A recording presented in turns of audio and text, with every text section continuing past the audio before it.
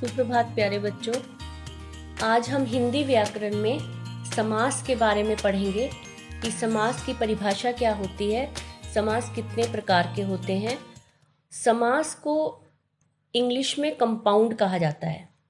ठीक है, समास क्या है? समास दो शब्दों के मेल से बना हुआ है, सम प्लस आस। ठीक है, सम का जो अर्थ है वो है पास या पास, आस का जो अर्थ है वो रखना, यानी पास पास रखना, दो शब्दों को पास पास रखना। ठीक है, दो शब्द हैं, कोई अलग अलग दो शब्द हैं, उन दोनों शब्दों को मिलाकर यानी उनका संक्षिप्तीकरण करना। क्या करना? उनको संक्षेप यानी छोटा करके लिखना या पास पास करके लिखना या उन शब्दों का संक्षिप्तीकरण करना। अब समास की परिभाषा जो बनेगी, दो या दो से अधिक शब्दों के मेल से नए शब्द बनाने की प्रक्रिया को समास कहते हैं। यानी दो या दो से अधिक या ज्यादा जो शब्द होते हैं उन शब्दों को मिलाकर एक नया अर्थात सार्थक शब्द बनाने की प्रोसेस को समास कहते हैं, यानी प्रक्रिया को समास कहते हैं। अब यहाँ बताया है कि दो शब्दों को पास पास रखा जाता है और उनसे फिर एक नया शब्द बनाया जाता है। इस पूरी प्रक्रिया को समास कहेंगे। अब हम जानेंगे कि समास के अंदर क्या होता है कि जिसकी वजह से इसके प्रकारों की उत्पत्ति हुई, यानी इसके प्रकार आगे कितने प्रकार हैं, तो क्यों प्रकारों की उत्पत्ति हुई। समास की प्रक्रिया में जब हम दो शब्द मिलाते हैं तो इन शब्दों में कुछ ना कुछ गुण होते हैं। कभी दूसरा पद प्रधान हो जाता है, कभी एक पद दूसरे पद की विशेषता बताने लगता है, कभी एक पद दूसरे पद की उपमा देने लगता है, कभी ऐसा होता है कि पहला पद दूसरे पद की संख्या बताने लगता है। तो आपने यहाँ महसूस किया है कि हम बार बार पद की बात कर रहे हैं, पद बोल रहे हैं ना, कि बार बार एक पद दूसरे पद की उपमा दे रहा है, एक पद दूसरे पद की विशेषता बता रहा है, कहीं पहला पद प्रधान है, कहीं दूसरा पद प्रधान है। तो ये पद क्या चीज है, चलिए जानते हैं कि पद है क्या। ठीक है, सबसे पहले हम पद जानेंगे, तब उसके बाद फिर समास को अच्छे से समझ पाएंगे। ठीक है, पद को समझने के लिए अब ये देखें, मैंने यहाँ उदाहरण दिया हुआ है। उदाहरण है विद्याधन, एक शब्द है। क्या लिखा हुआ है? विद्याधन। अब विद्याधन जब पूरा शब्द है तो इसको हम समस्त पद कहेंगे या इसको हम सामासिक पद कहेंगे। ठीक है, और जब हम इसको विग्रह करते हैं, विग्रह माने विखंडित करते हैं, अलग अलग करते हैं, तो विद्याधन को जब हम अलग अलग करेंगे तो इसके दो शब्द निकल कर आएंगे, विद्या और धन। ठीक है, विद्या का धन। अब विद्या अलग है और धन अलग है, इन दो शब्दों को मिलाकर हमने बनाया है विद्याधन।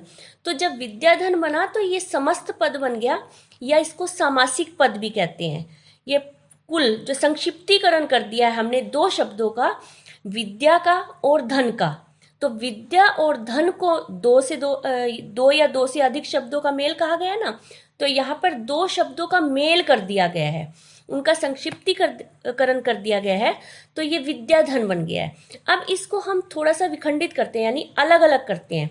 विद्या को अलग कर दीजिए और धन को अलग कर दीजिए, तो विद्या पहले आया है, सबसे पहले विद्या है, तो विद्या को हम पूर्व पद कहेंगे। ठीक है, या पहला पद कहेंगे। पद की बात कही गई ना, पद किसे कहते हैं, तो इसमें विद्याधन शब्द में विद्या पहला पद हुआ या पूर्व पद हुआ, और धन जो है वो उत्तर पद या दूसरा पद। ठीक है, दो पद हैं, पहला पद क्या है या पूर्व पद क्या है? विद्या, और उत्तर पद है धन। और अगर हम इन दोनों को मिला देते हैं तो ये बना हमारा सामासिक पद। तो यहाँ हमने देखो तीन पदों के बारे में जाना, पूर्व पद, उत्तर पद और सामासिक पद। अब यहाँ हमने दोनों पदों को मिलाया और एक समस्त पद या सामासिक पद बन गया। ठीक है, सामासिक पद को विखंडित करने की क्रिया को समास विग्रह कहते हैं। अब देखिए यहाँ पर विद्याधन जहां मैंने लिखा हुआ है, तो विद्याधन को अगर हम समास विग्रह करेंगे तो यहाँ पर आ जाएगा विद्या का धन। तो ये समास का उदाहरण हुआ कि समास किसे कहते हैं, समास की क्या परिभाषा है। ठीक है। और समास में जो पद है, क्योंकि आगे हम जब पढ़ेंगे तो इन पदों के द्वारा ही पता चलेगा कि कौन सा पद प्रधान, कौन से समास में कौन सा पद प्रधान है। तो आगे हम पढ़ेंगे कि समास के 6 भेद हैं। कितने भेद हैं? समास के 6 भेद हैं। अव्ययी भाव समास, पहला समास का नाम जो है अव्ययी भाव समास। नंबर 2 द्विगु समास, द्वंद्व समास, तत्पुरुष समास, कर्मधारय समास और बहुव्रीहि समास। तो यहाँ हमने कितने समास के बारे में पढ़ा कि जो समास के कितने प्रकार हैं या समास के कितने भेद हैं। समास के यहाँ 6 भेद हैं, पहले 4 हुआ करते थे, अब समास के 6 भेद हैं। अव्ययी भाव समास, द्विगु समास, द्वंद्व समास। ये देखिए द्वंद्व नहीं है, ये द्वंद्व है। द व और नीचे इधर भी द व, द्वंद्व, द्वंद्व समास, तत्पुरुष समास, कर्मधारय समास, बहुव्रीहि समास। ठीक है। यहाँ अब आगे हम देखते हैं, क्योंकि हमारे सिलेबस में 3 ही समास है, तो इस वीडियो में हम 3 समास की आगे विस्तार से जानकारी देंगे कि आगे अव्ययी भाव समास और द्विगु समास और द्वंद्व समास। तो इन तीनों के बारे में हम पढ़ेंगे। आगे हम विस्तार में जानेंगे अव्ययी भाव समास को, द्विगु समास को और द्वंद्व समास को। इस वीडियो में हम 3 समास के बारे में बात करेंगे। अब हम सबसे पहले बात करते हैं अव्ययी भाव समास के बारे में। सबसे पहला नंबर अव्ययी भाव समास। अब इसकी परिभाषा देखिए कि जिस समास में पहला पद प्रधान होता है तथा समस्त पद अव्यय का काम करता है, उसे अव्ययी भाव समास कहते हैं। देखिए इसमें क्या कहा गया है। पद की हमने पहले बात कर चुके हैं कि पद क्या होता है, तो इसमें पूर्व पद यानी पहले पद की बात की गई है कि इस समास में पहला पद प्रधान होता है। ठीक है, पहले जो शब्द होता है वो प्रधान होता है और समस्त पद, जो समासिक पद होता है, जो कंप्लीट पद होता है, वो अव्यय का काम करता है, उसे अव्ययी भाव समास कहते हैं। ठीक है। अब अव्ययी भाव समास में अब अव्यय की बात कही गई है कि अव्यय का काम करते हैं। अब अव्यय है क्या? अव्यय का क्या अर्थ है? ऐसे शब्द जिनके ऊपर मेल फीमेल यानी स्त्रीलिंग पुल्लिंग, वचन एक वचन बहुवचन, काल वर्तमान काल, भूतकाल या भविष्य काल और कारक का कोई असर ना पड़े। 4 चीजें बताई गई है। देखिए क्या चीजें बता रही हूँ। 4 चीजें, मेल फीमेल यानी लिंग बदलो, जो लिंग हम पढ़ते हैं ना, लिंग स्त्रीलिंग पुल्लिंग, वचन एक वचन बहुवचन, काल वर्तमान काल, भूतकाल या भविष्य काल और कारक, इनका कोई असर ना पड़े, उसे अव्यय कहते हैं। ठीक है, उसे क्या कहते हैं? अव्यय। फिर ध्यान से देखिए, लिंग, वचन, काल व कारक का कोई फर्क ना पड़े जिसके ऊपर, ऐसे शब्दों को हम अव्यय कहते हैं। अब यहाँ पे अव्यय का जिक्र किया गया है कि वो समस्त पद जो है अव्यय होता है। ठीक है, दिए गए समस्त पद में से पहला पद प्रधान होता है और वह अव्यय होता है, उसे अव्यय भाव समास कहते हैं।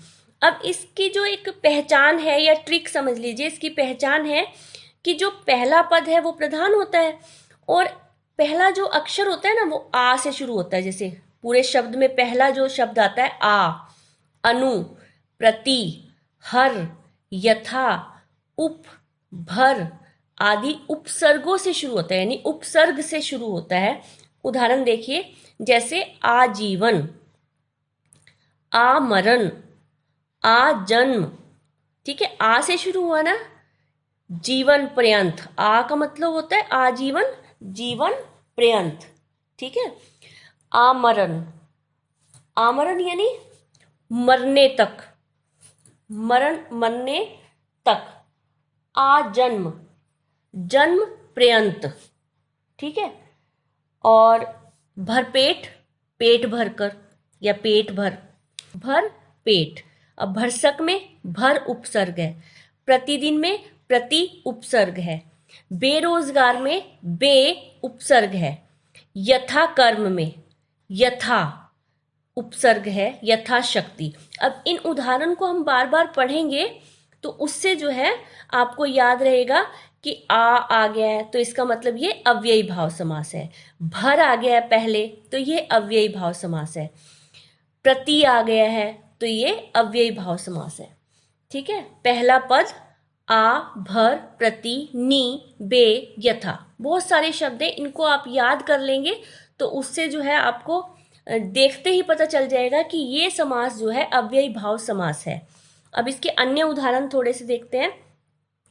एक है रातों रात, दिनों दिन, घर घर। अब इसमें आपने नोटिस किया होगा कि एक ही शब्द को दो बार लिखा हुआ है, रातों रात, रात ही रात में, दिनों दिन, घर घर। तो यहाँ पर देखिए, यदि किसी शब्द में रिपीटेड शब्दों का प्रयोग हो रहा है, यानी एक ही शब्द को बार बार रिपीट किया गया है या दो बार रिपीट किया गया है, तो वह भी अव्ययी भाव समास कहलाते हैं। ठीक है बेटा, ये रहा अव्ययी भाव समास। इनके द्वारा आप कोई भी वाक्य है या कोई भी शब्द है और आपको पूछा जाए कि ये कौन सा समास है, तो आप इसका पहला पद देखेंगे या फिर इसमें देखेंगे उपसर्ग क्या लग रहा है, आ, अनु, प्रति, हर, यथा, उप, भर, ठीक है, नी, बे। तो इनको देखकर आप पहचान कर सकते हैं कि ये अव्ययी भाव समास है। नेक्स्ट है द्विगु समास। ठीक है, द्विगु समास में द्वि शब्द आया है। देखो, द्वि, द्वि का अर्थ है संख्या। जब हम आपसे पूछते हैं कि आप कौन सी कक्षा में पढ़ते हैं, तो आप आंसर देते हैं द्वितीय कक्षा में। तो ये क्या है, संख्या है ना। दूसरी कक्षा में पढ़ते हैं तो क्या बोलेंगे, द्वितीय में। तो देखो, द्वि जो है संख्या को यहाँ प्रकट कर रही है। द्विगु यानी द्वि, द्वि का अर्थ है संख्या।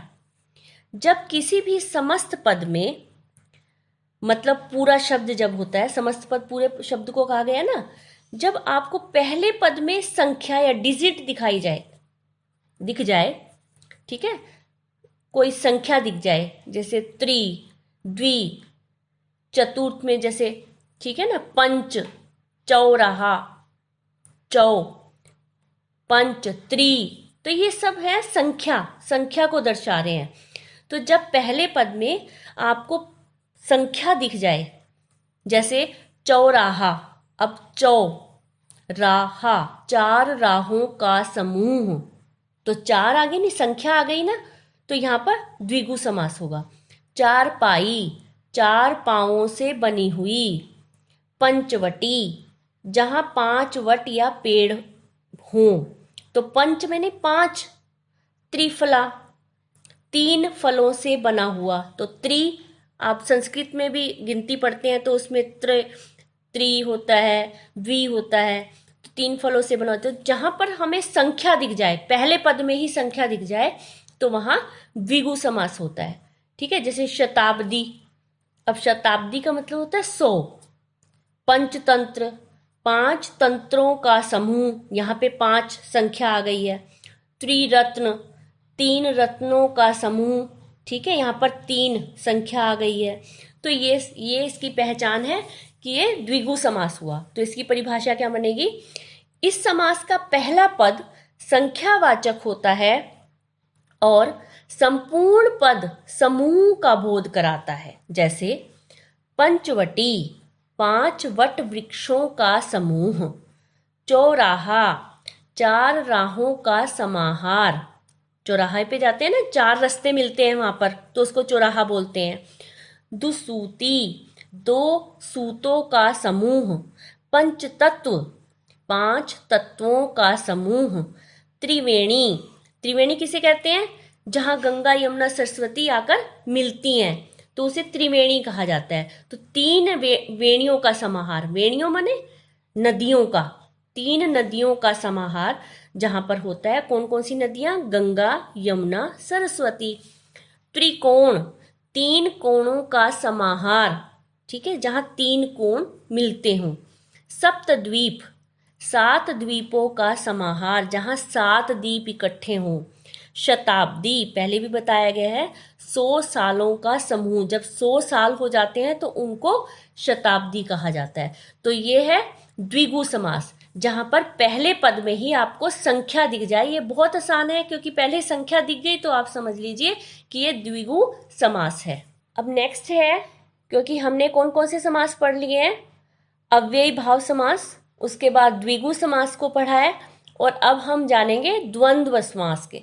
अब द्वंद्व में देखिए, एक बात बताने की है कि हम जब लिखते हैं तो हम द पूरा लिखते हैं और व उसके नीचे लिखते हैं, तो ये बन गया द्व, फिर आधा न, फिर द के नीचे फिर व। लेकिन यहाँ आपको दिखाई दे रहा होगा कि द पूरा है और व छोटा है, लेकिन ऐसा नहीं है। द्वंद्व देखिए नीचे लिखा हुआ है द्वंद्व समास, इसमें देखिए द आधा है और व पूरा है, ये उल्टा है।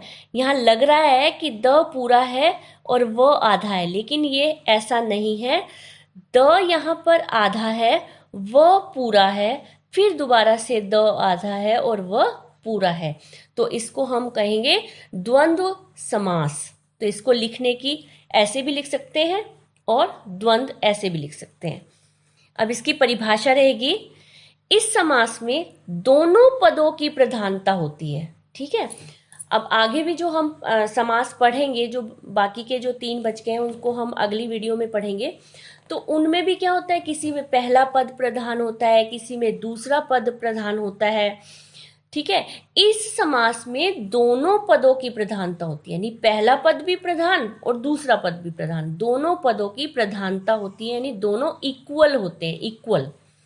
और दोनों पदों के बीच में योजक चिन्ह तथा और, ठीक है, या तो योजक चिन्ह लगे हुए होंगे या और लगा हुआ होगा, तो उसे द्वंद्व समास कहते हैं।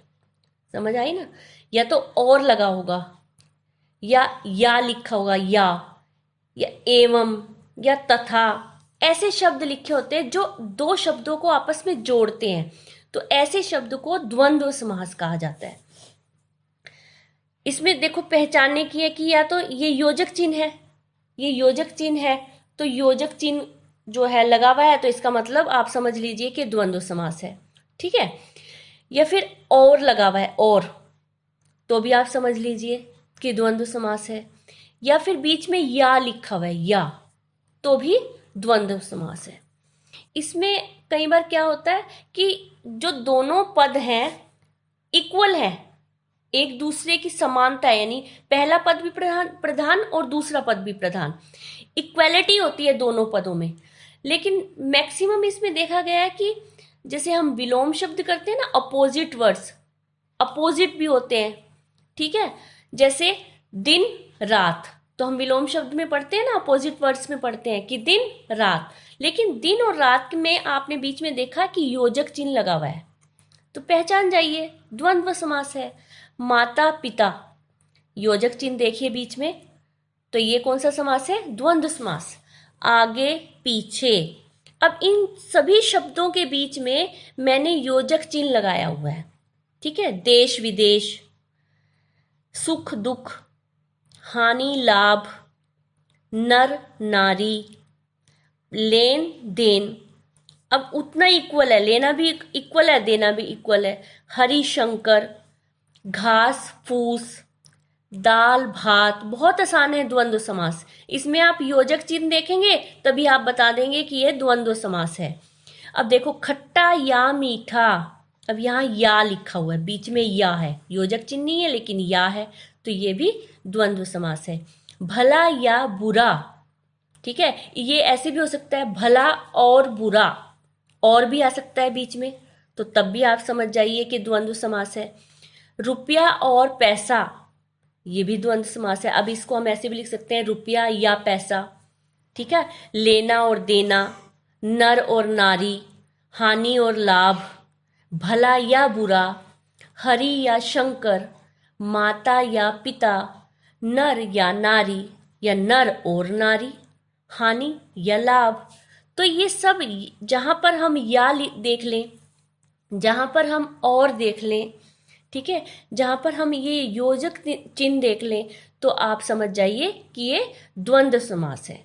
तो इसमें ये ध्यान रखने योग्य बात है कि इसमें जो है दोनों पदों की प्रधानता होती है। ठीक है बच्चों, आज हमने 3 प्रकार समास के 3 प्रकार के बारे में जाना और समझा। तो अभी आपके सिलेबस में 3 ही समास के बारे में आप जानिए, क्योंकि आप अभी छोटे हैं।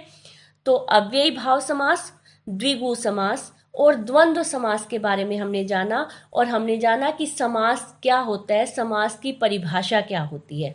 ठीक है।